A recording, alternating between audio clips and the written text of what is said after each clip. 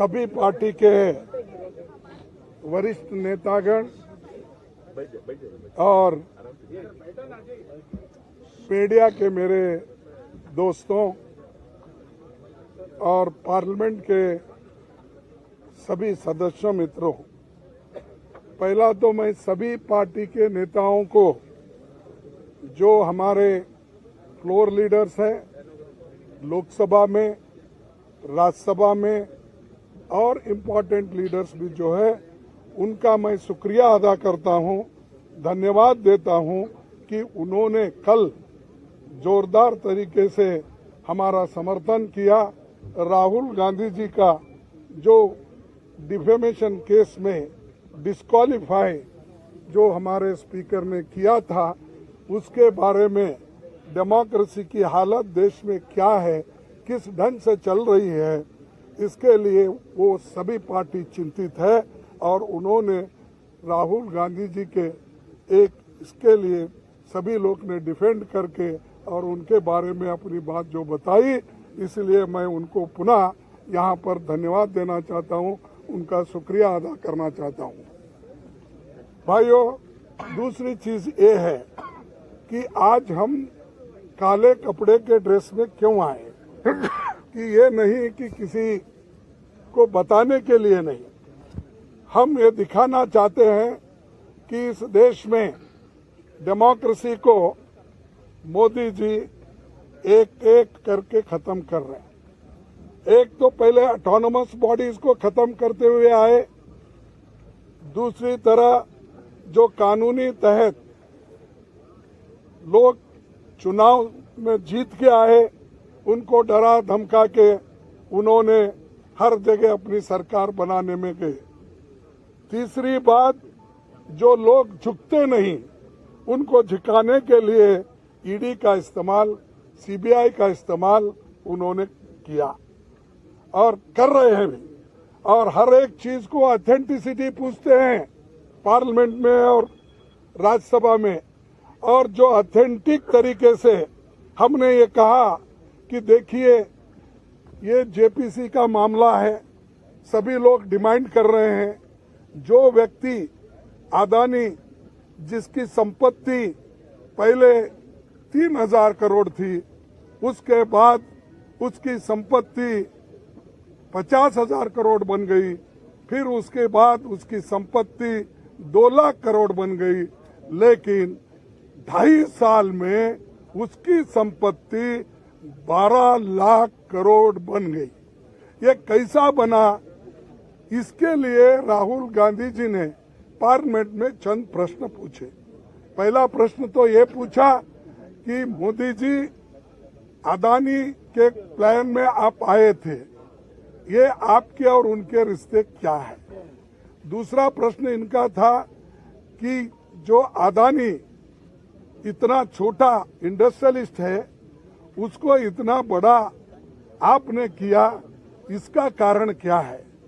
और तीसरा, आप फॉरेन कंट्री जब जा रहे हैं, दूसरे मुल्कों पे जब जाते हैं, उनको प्लेन में लेके जाते हैं, कितने बार लेके गए? चौथा प्रश्न ये था कि आप जहाँ जहाँ जाते हो, उसी वक्त वो भी वहाँ पर आके मिलते हैं, उसका कारण क्या है? और पांचवी बात ये है कि जब आप वहाँ पर जाते हैं, वहाँ के प्राइम मिनिस्टर्स, वहाँ के फॉरेन मिनिस्टर्स, वहाँ के कैपिटलिस्ट लोगों के साथ मिलवाते हो, ये क्या बात है? इन चीजों को आप उत्तर दे दो। और छोटे से समय पे एक आदमी इतना पैसा कमा सकता है, जब देश में 50% लोग अभी भी उनकी इनकम केवल गरीबी रेखा के नीचे है।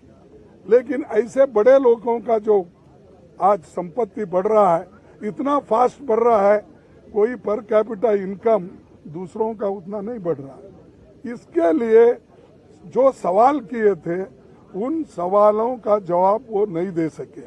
और पूरे पार्टी के नेता लोग, यहाँ पर जो जितने भी पार्टियां, हमारे 18 पार्टी आज आए हैं, एक भी पार्टी मिस नहीं हुआ, सभी मिलके यही मुद्दा पूछ रहे कि भाई आप ज्वाइंट पार्लियामेंट्री कमेटी बिठाओ, उसमें खुल के आएगा, सत्यता बाहर आएगी, रिकॉर्ड्स देखेंगे और रिकॉर्ड्स छानबीन करने के बाद जो चीज बाहर आएगी वो सबको मालूम होगा, ट्रांसपेरेंसी होगी।